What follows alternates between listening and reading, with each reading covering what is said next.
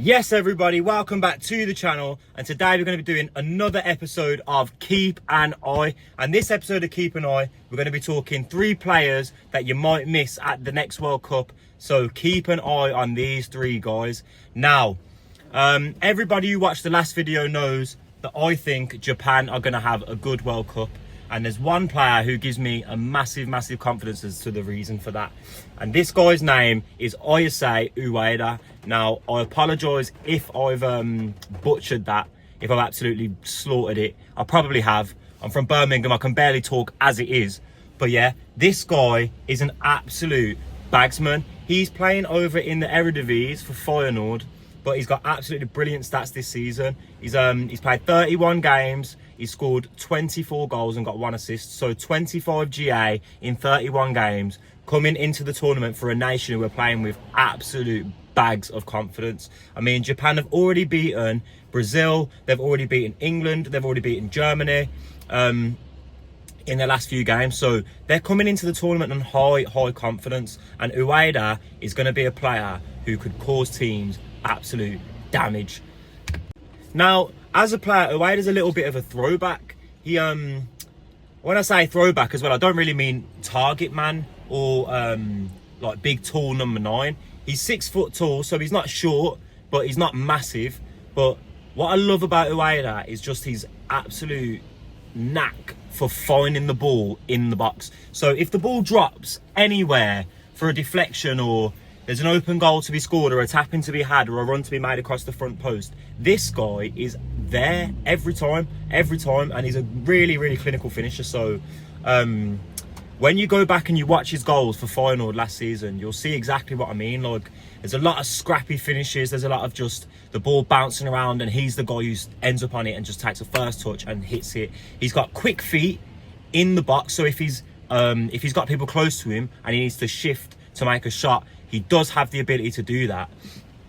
But all in all, he's just a really smart centre forward. I think his best attribute is his positioning. Like, being a striker and just knowing where chances are going to fall, it's the top trait. Like, that will take you as far as anything in football if you're a striker. So yeah, Ayase Ueda, and he's playing in a Japan team where he's going to have Ito and Taki Kubo behind him. Now, Taki Kubo, player for Sociedad, is a really talented, fun to watch football, and I think that him and Ueda could have a really nice link up, and that could be really profitable for Japan in this tournament. I think it's a big miss that they've lost Matoma, and I think that doesn't help Ueda because Matoma's a brilliant creative winger. But I still think this guy's going to score goals, and like I said, because I think Japan are going to do well, I think Ueda is going to have a tournament where people start to notice him. He's 27 years old, so he's not as young as some of the other players on this list, but he is performing well this season. He has been linked to clubs like Brighton. He's also been linked to PSV Eindhoven, also in Holland.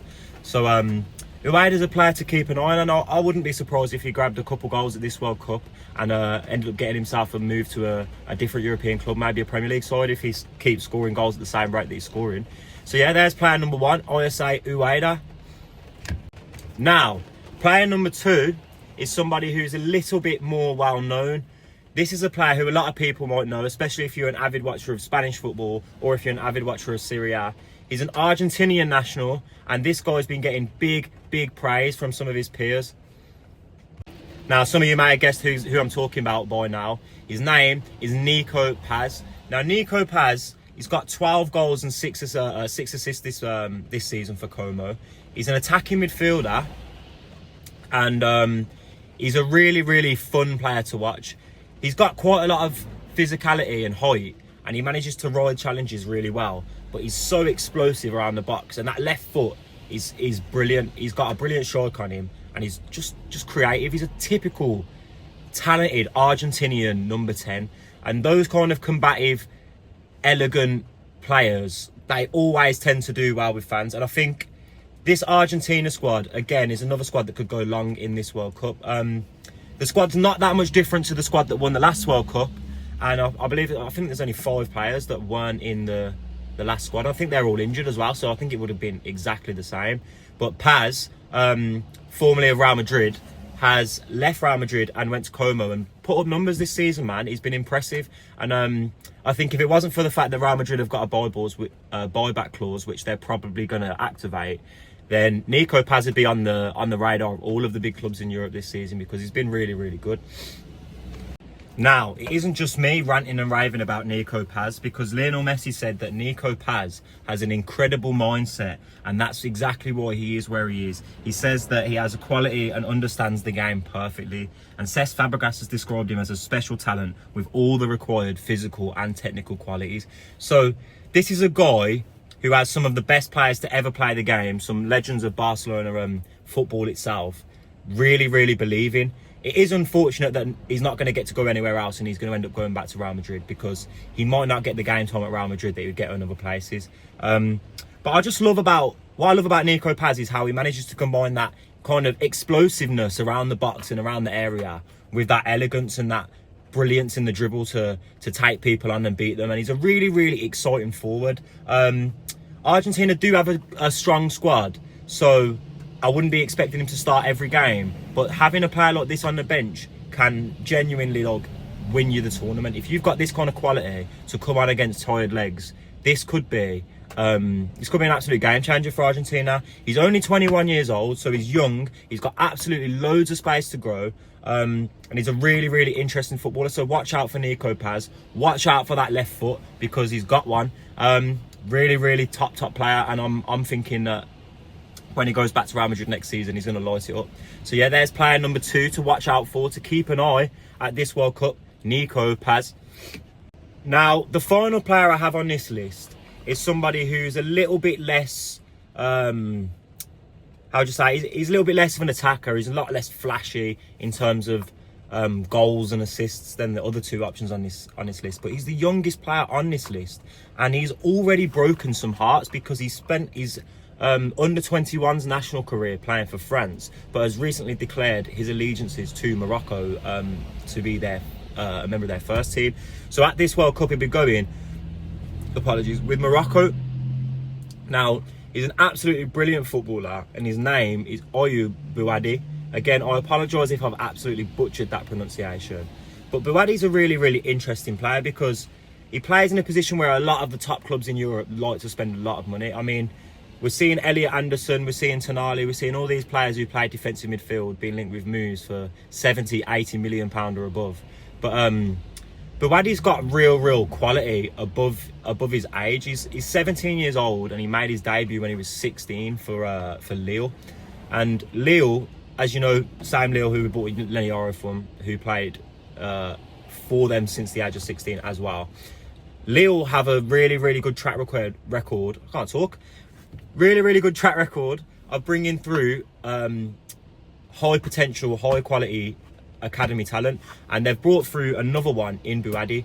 Bouhaddi's the kind of player, when you watch him, again, it's just elegance. He can ride a tackle, but he's very, very combative in midfield. Like, if balls break and it's a 50-50, you trust him to win it. He's tall, he's strong, he's physical. He's got every single attribute that you would want for a player moving to the Premier League in a defensive midfield position. And I think at this World Cup, he's gonna make people sit up and take notice, because he's playing for a Morocco side that could really, really go far. Now, Morocco went all the way to the finals and won it, depending on who you ask, of AFCON. And that was with, they've got Amrabat in midfield, and I think Bouhaddi's an upgrade on Amrabat. I really do. I think he's got the physical qualities that Amrabat has and the engine, but with that extra bit of added technical flair. One of my favourite things about Bouhaddi as well is that when people are close to him and trying to tackle him, he always seems to manage to turn. So like, he's really good at just riding the challenge, turning, and then running in space. And once he gets running, because he's kind of got the gallop, a bit like Adrien Rabiot when he kind of gallops and goes. He's really hard to stop. He's not just a dribbler and a combative midfielder either. He does have a passing range, so watch out for those balls over the top of the back of the fullbacks, or those balls getting switched across the pitch, because Bouhaddi does have it in him to play really, really nice passes. He's only 17, so don't expect too much, but he has been playing every week for Lille in a tough, physical Ligue 1 this season, so Bouhaddi's really one to keep an eye on. I think this is the kind of player who could be playing at a PSG, a Man United, an Arsenal in the next 2 or 3 years. So he's going to be a big player if he lives up to his potential. So yeah, that's my third player that I'm keeping an eye on at this World Cup. The 17-year-old sensation from Morocco, Ayoub Bouhaddi. But yeah, that's the 3 players in the keep an eye for today. We've got more keep an eye coming. We're going to have more reaction coming as well. The first World Cup game is today. Mexico kicking us off against South Africa. Devastated because South Africa are the team that I've got in my work sweepstake. Absolutely devastated. But I guess we're going to be cheering them on. I mean, I feel like I'd rather watch the Mexicans win, you know what I mean? So whoever wins, I'm going to be there watching. I'm super buzzing for this World Cup. I hope everyone else is too. Get in the comments, like I said, let me know. Give me your 3 players to watch. Let me know about any wonder kids that I've missed. Endrick could have a really good tournament. He was close to being in this list as well after having a brilliant end to the season for Lyon. There's a few players I think will turn up at this tournament. I think if Rashford gets the minutes that his Barcelona performances have earned him, I think he'll really be good for England as well. Because that link between Kane and Rashford could be really something profitable. Kane dropping in and Rashford going in behind could be class. And I think he's got a little bit more end quality than Anthony Gordon. But there are a few players at this World Cup I think everybody should keep an eye on. These are just 3 of the lesser known ones. I hope you've enjoyed this video. If you've got any other players you want me to do a player profile on or have a look into or do a scout report, anything like that, get in the comments to let me know. Who are you looking forward to seeing at this World Cup? Yeah, so thanks for watching. Thanks for taking the time to watch this video. Make sure you like, comment, share and subscribe. I've been Sick SC, aka Sick Boy Joseph, aka whatever you want to call me. This has been Keep an Eye. Thanks for watching and take care.